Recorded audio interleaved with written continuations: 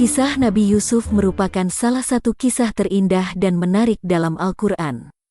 Kisah ini meliputi berbagai peristiwa yang dialami Nabi Yusuf dari masa kanak-kanak hingga akhir hayatnya.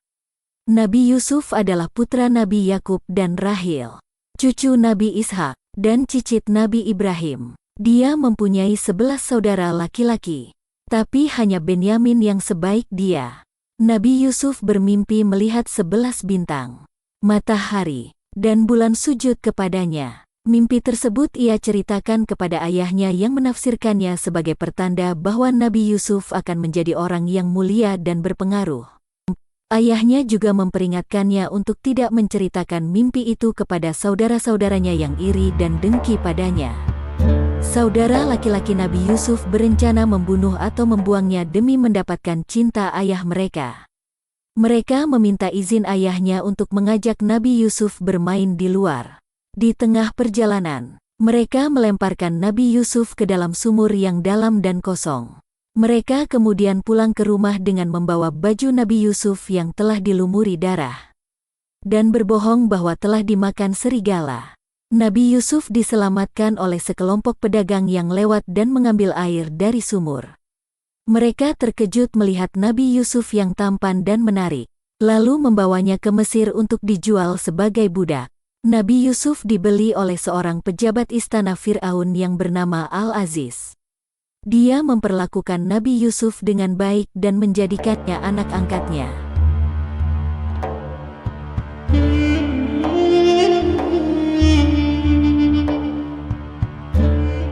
Nabi Yusuf tumbuh menjadi pemuda yang tampan, cerdas, dan saleh.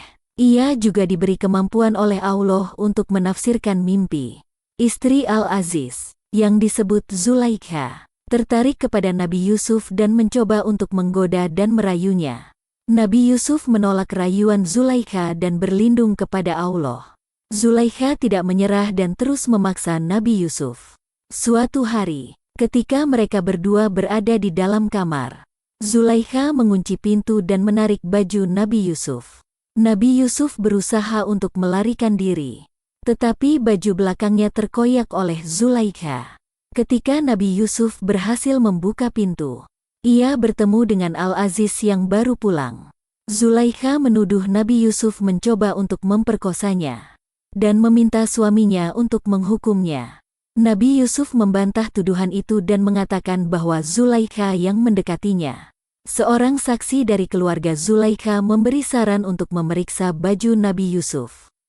Jika baju depannya yang terkoyak, maka Nabi Yusuf bersalah. Jika baju belakangnya yang terkoyak, maka Zulaikha berbohong. Ketika baju Nabi Yusuf diperiksa, ternyata baju belakangnya yang terkoyak.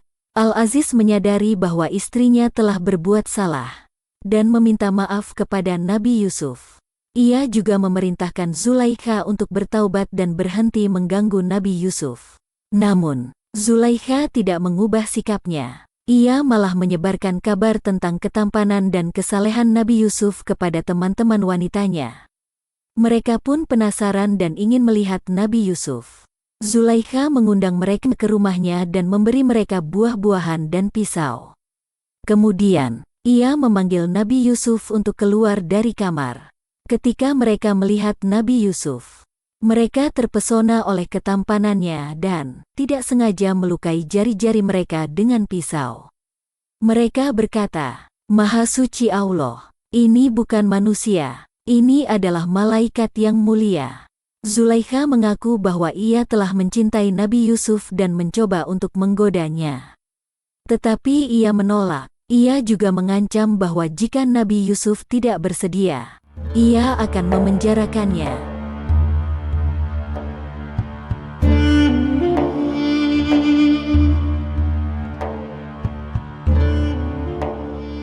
Nabi Yusuf memilih untuk dipenjara daripada berbuat dosa. Ia berdoa kepada Allah agar menjauhkannya dari tipu daya wanita-wanita itu. Allah mengabulkan doanya dan memasukkan Nabi Yusuf ke dalam penjara. Di sana, ia bertemu dengan dua orang tahanan yang bermimpi tentang hal-hal aneh. Salah satu dari mereka bermimpi memeras anggur, dan yang lainnya bermimpi membawa roti yang dimakan oleh burung. Mereka meminta Nabi Yusuf untuk menafsirkan mimpi mereka. Nabi Yusuf memberitahu mereka bahwa orang yang bermimpi memeras anggur akan dibebaskan dan kembali bekerja sebagai pelayan Fir'aun. Sedangkan orang yang bermimpi membawa roti akan dieksekusi dan dimakan oleh burung. Nabi Yusuf juga mengajak mereka untuk beriman kepada Allah dan meninggalkan penyembahan berhala. Nabi Yusuf meminta orang yang akan dibebaskan untuk menyampaikan kasusnya kepada Fir'aun agar ia juga dibebaskan. Namun, orang itu lupa dan tidak mengingat Nabi Yusuf selama beberapa tahun. Suatu hari, Fir'aun bermimpi melihat 7 ekor sapi gemuk yang dimakan oleh 7 ekor sapi kurus. Dan 7 tangkai gandum hijau yang dimakan oleh 7 tangkai gandum kering. Ia bingung dengan arti mimpi itu dan meminta penjelasan kepada para ahli. Namun, mereka tidak bisa memberikan tafsiran yang meyakinkan. Barulah orang yang pernah dipenjara bersama Nabi Yusuf teringat dan menceritakan kepadanya tentang kemampuan Nabi Yusuf. Fir'aun pun memerintahkan untuk memanggil Nabi Yusuf dari penjara. Nabi Yusuf menolak untuk keluar sebelum kasusnya diselesaikan. Ia meminta agar Zulaikha dan teman-temannya diinterogasi tentang tuduhan yang mereka lontarkan kepadanya. Mereka pun mengakui bahwa Nabi Yusuf tidak bersalah dan bahwa mereka yang berdosa. Nabi Yusuf pun dibebaskan dan dihadapkan kepada Fir'aun. Ia menafsirkan mimpi Fir'aun sebagai pertanda bahwa akan datang 7 tahun masa subur diikuti oleh 7 tahun masa paceklik. Ia juga memberi saran kepada Fir'aun untuk menyimpan sebagian hasil panen di masa subur untuk mengantisipasi masa paceklik. Fir'aun terkesan dengan kecerdasan dan kejujuran Nabi Yusuf, dan menunjuknya sebagai menteri gudang dan bendahara. Nabi Yusuf mengelola gudang dengan baik dan adil. Ia juga menyebarkan ajaran tauhid dan mengajak orang-orang untuk beribadah kepada Allah. Ketika masa paceklik tiba, banyak orang yang datang dari berbagai daerah untuk membeli gandum dari Mesir. Di antara mereka adalah saudara-saudara Nabi Yusuf yang juga mengalami kelaparan di tanah Kanaan. Mereka tidak mengenali Nabi Yusuf, tetapi Nabi Yusuf mengenali mereka. Ia menjual gandum kepada mereka dengan syarat bahwa mereka harus membawa saudara kandungnya, Bunyamin. Pada kunjungan berikutnya, ia juga menyimpan gelas minumannya di dalam karung salah satu saudaranya.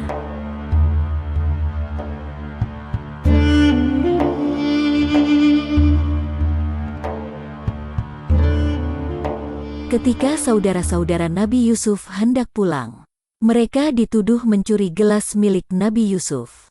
Mereka membantah tuduhan itu dan bersedia untuk diselidiki. Ketika karung-karung mereka dibuka, ternyata gelas itu ditemukan di dalam karung salah satu saudara Nabi Yusuf. Mereka merasa heran dan bingung, karena mereka tidak pernah mencuri apapun. Nabi Yusuf mengatakan bahwa ia akan menahan saudara yang karungnya berisi gelas itu sebagai hukuman. Mereka memohon agar Nabi Yusuf mengganti saudara yang tertuduh dengan salah satu dari mereka. Karena ayah mereka sangat menyayangi saudara yang tertuduh itu. Nabi Yusuf menolak permintaan mereka dan berkata bahwa ia tidak akan menganiaya orang yang tidak bersalah. Saudara-saudara Nabi Yusuf kembali ke tanah Kanaan dengan berat hati. Mereka memberitahu ayah mereka tentang apa yang terjadi, dan meminta izin untuk kembali ke Mesir dengan membawa Bunyamin. Ayah mereka menolak dan mengatakan bahwa mereka telah berkhianat kepada Yusuf dan saudaranya. Ia juga mengatakan bahwa ia hanya akan mengizinkan mereka membawa Bunyamin jika mereka bersumpah atas nama Allah bahwa mereka akan mengembalikannya kepadanya. Mereka pun bersumpah dan berjanji untuk melindungi Bunyamin. Mereka kembali ke Mesir dengan membawa Bunyamin. Nabi Yusuf menyambut mereka dengan baik dan memberi mereka gandum lagi. Ia juga memeluk Bunyamin dan memberitahunya bahwa ia adalah saudaranya. Ia meminta Bunyamin untuk tinggal bersamanya di Mesir, dan menyembunyikan gelasnya di dalam karung Bunyamin. Ketika mereka hendak berangkat, mereka dituduh lagi mencuri gelas Nabi Yusuf. Mereka pun mengulangi pembelaan mereka dan menawarkan diri untuk menggantikan Bunyamin jika ia terbukti bersalah. Ketika karung-karung mereka diperiksa, gelas itu ditemukan di dalam karung Bunyamin. Mereka merasa sangat sedih dan menyesal, karena mereka telah melanggar sumpah mereka kepada ayah mereka.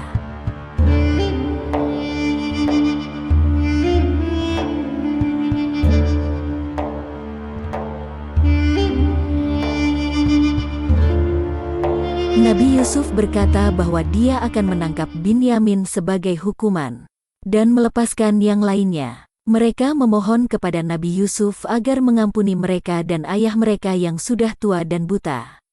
Mereka juga mengatakan bahwa Nabi Yusuf adalah orang yang baik dan mulia, serta tidak akan menghukum orang yang tidak bersalah.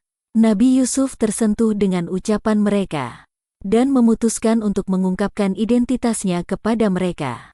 Beliau berkata, "Tahukah kamu apa yang kamu lakukan terhadap Yusuf dan saudaranya ketika kamu masih bodoh?"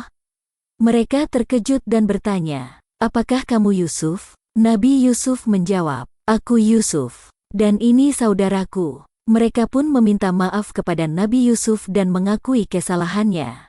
Nabi Yusuf memaafkan mereka dan mengatakan bahwa dia tidak akan menyakiti mereka. Dia juga memberi mereka pakaian untuk dipakai ayah mereka agar dia bisa melihat kembali.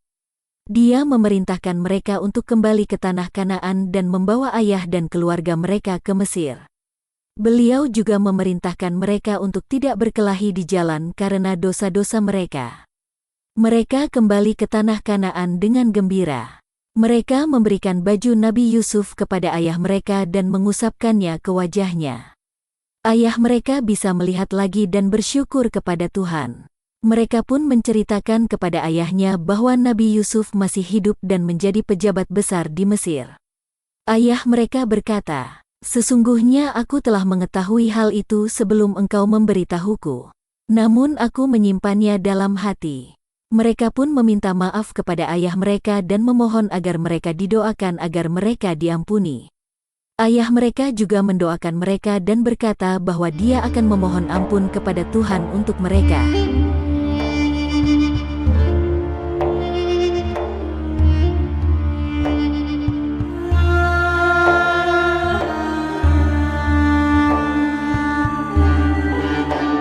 Mereka berangkat ke Mesir bersama seluruh keluarga mereka.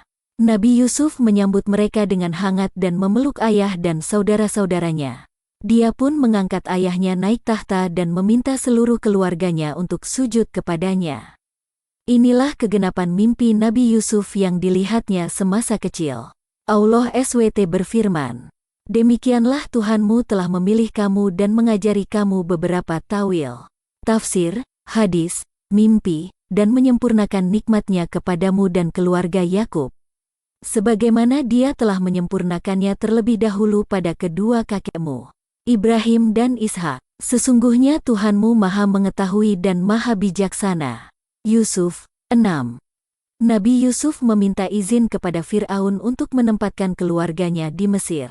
Fir'aun mengabulkan permintaannya dan memberi mereka tanah.